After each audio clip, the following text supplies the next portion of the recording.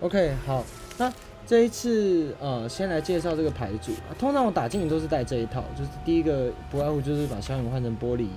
然后再来就是雪球是打狼人的，跟风就是这两个换上去就是打狼人。那在我们如果打小怪就带个定身咒，或者打顽皮、楼火之类的，对。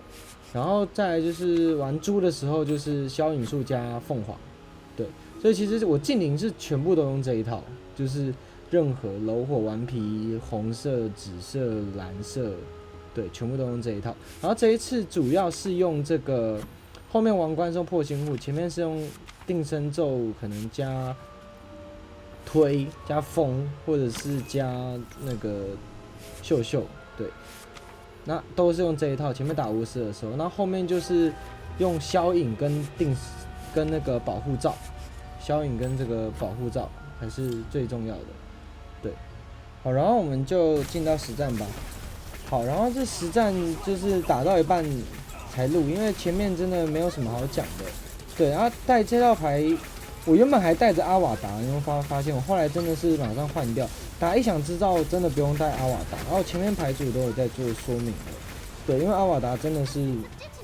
在这一套，你如果叠得到的话，代表你们真的打得有点久，就是我觉得没有这个必要性。然后我很爱用毒，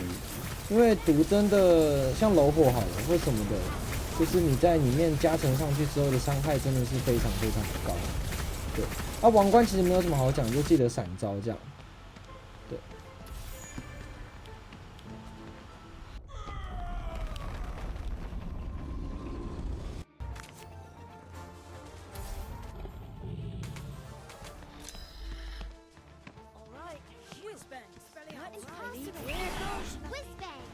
好，然后进到里面之后，其实就是凯文可以先丢出来，然后大家就是聚在一起。这边因为就只是一般朋友，完全没有沟通过，我们就是自己有默契这样聚在一起。我自己就做好自己的事就对了。反正大家聚在一起，东西都丢一起，然后什么都丢一起。可是必须讲，星级5的话，伙伴是蛮有机会被打掉的，对。所以我凯文还是就是要赶快挤到这样子，尽量就是有时光咒之后再丢凯文，会比较安全一点。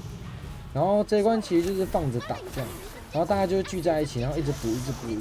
其实有丢补的话，大家真的都不会出事。然后时光器一直累积，然后丢防护罩。我那时候有尽量跟大家沟通说，尽量带个保护罩，所以其实大家都人蛮好的，就蛮配合的这样。对啊，所以其实这样子的话，不管你怎么等级，基本上都不会过不了，因为你看我们血是全满的，对，我们是1万出嘛，对，那就算你是6、7千之类的，那重点是我们血满，你顶多半血，然后再补回来，或者是你再多带一只凤凰，就一定是撑得过去的，对，然后基本上整个就是这样子打下来，那我就给它稍微加速一下。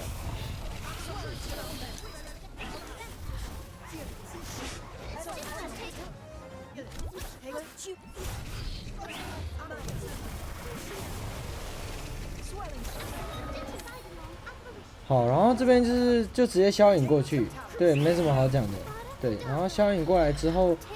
就继续打，所以其实还蛮简单的。然后于是有个队友被落单，然后我的分身也落单了，可是也还好，所以其实这个新的真的是蛮好拿的我是还不知道回响有多少，4星是2个金回响。